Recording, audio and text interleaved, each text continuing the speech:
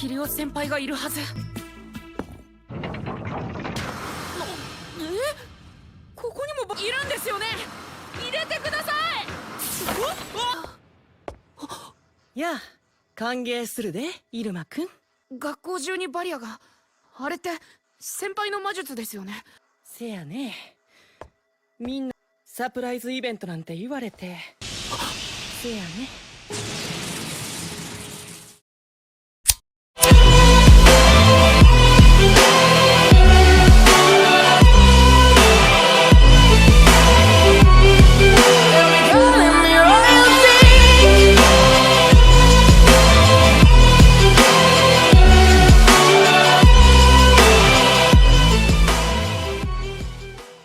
Last time on Iruma-kun, the evil genius manipulator Kiryu was secretly planning to bomb the entire demon school.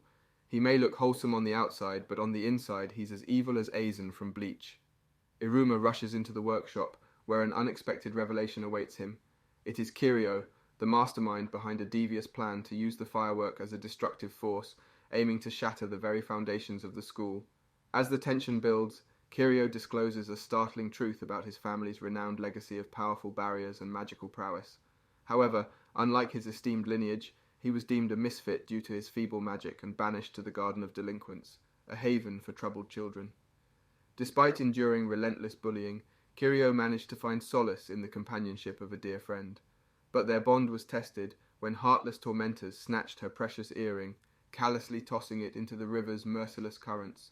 Driven by desperation, Kiryu attempted to save the trinket with his barrier, only to witness his failure, shattering his friend's heart in the process.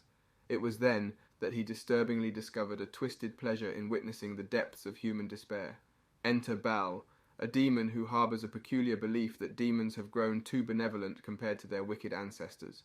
Baal became Kiryu's accomplice, joining forces to orchestrate the annihilation of Babels, a symbolic representation of their society's perceived weakness. Kiryu relished the thought of revelling in Iruma's anguish as his dear friends Clara and Asmodeus met their demise, yet to his bewilderment, Iruma remains surprisingly unfazed, calmly removing the firework from the equation. Intrigued by Iruma's nonchalance, Kiryu finds himself grappling with confusion. Iruma then offers an explanation, revealing that his arduous childhood has rendered him almost immune to despair's clutches. The stark realization dawns upon Kiryu that he and Iruma are fundamentally different. With newfound determination, Iruma taps into the hidden potential of his rings, activating the formidable Ifrit mode, intending to hurl the fireworks skyward. However, his noble effort meets an unforeseen obstacle as the firework collides with an impenetrable barrier. With the impending explosion mere moments away, Iruma finds himself facing a difficult choice. Breaking a solemn promise he made to Sullivan, he unleashes the ring's ultimate power, Pandarula mode, obliterating the barrier and propelling the firework into the heavens. A magnificent display of brilliance unfolds in the night sky, captivating the eyes of all the onlooking students with sheer delight.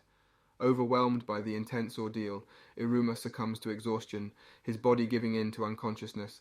In a surprising turn of events, Kiryu, consumed by his fury at the crumbling of his plans, sets aside his resentment and rushes to rescue Iruma from a perilous fall off the roof.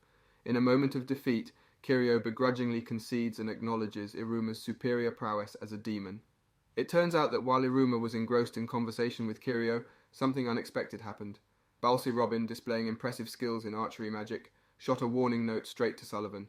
This sudden turn of events led Sullivan to break free from his prison confines.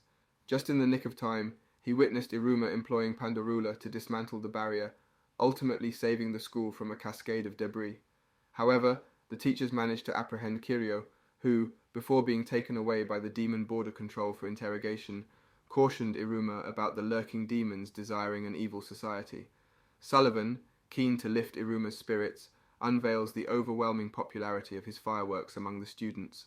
Nonetheless, Ameri scolds him for not watching the fireworks together as planned. To Iruma's credit, he graciously shares the accolades for the fireworks with Asmodeus, Clara, and Kiryu. As the highly anticipated battler party commences, the students eagerly cast their votes for their favourite battlers, coinciding with the arrival of their parents. In the midst of preparations, Iruma diligently readies the remaining fireworks. Soon after, he finds himself face to face with 4 out of Clara's 5 eccentric siblings, along with her equally peculiar mother. Their quirkiness matches Clara's in every aspect. Meanwhile, Asmodeus's embarrassing mother, Amaryllis, the demon lord of seduction, catches him off guard, lavishing him with excessive love and affection.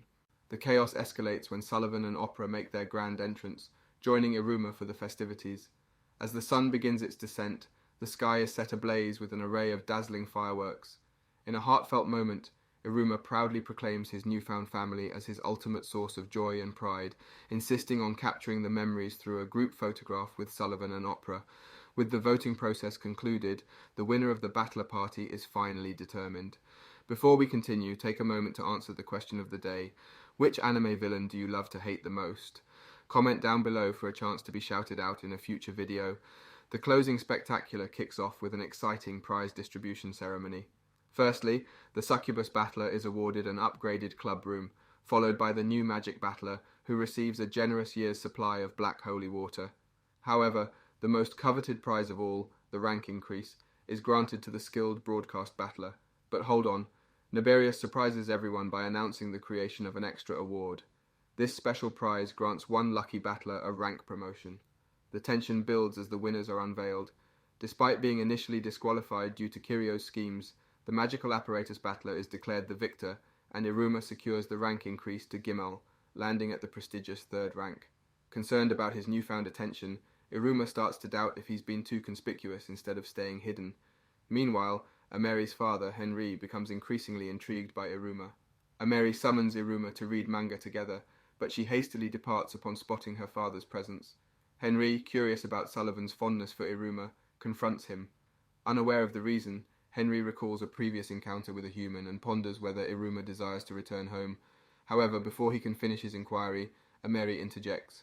Ameri steps in and begins praising Iruma's recent achievements, highlighting him as an exceptional demon. This arouses Henry's suspicion, prompting him to question Ameri about her relationship with Iruma. In an awkward and spontaneous confession, she blurts out that they spend private time conversing about love. Henry is left flabbergasted, momentarily stunned by the revelation. Later, Asmodeus and Clara approach Iruma, expressing their awareness of the incident involving Kiryo. However, they assure Iruma that they're patient and willing to wait for him to disclose the details when he's ready. Determined to maintain his demon identity, Iruma decides against returning to the human world and resolves to become even more adept at concealing his true nature. Iruma's rise in rank generates more buzz in the newspapers compared to Kuromu, a demdoll. According to Asmodeus, demdolls play a crucial role in diverting the attention of teenage demons from their destructive behavior, channeling their impulses into healthy excitement through popular entertainment.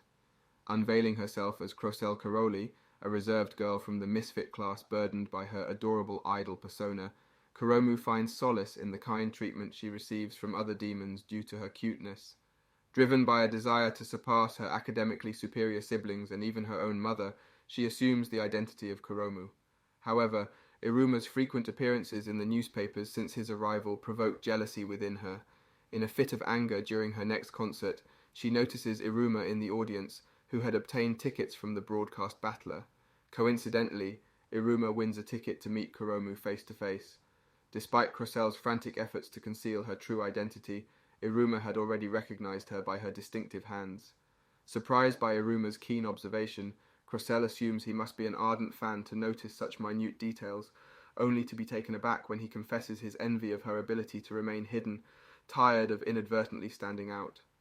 The realization that Iruma effortlessly outshines her in popularity further exacerbates Crocelle's distress, leading her to collapse from an overheated fever caused by overusing her ice magic.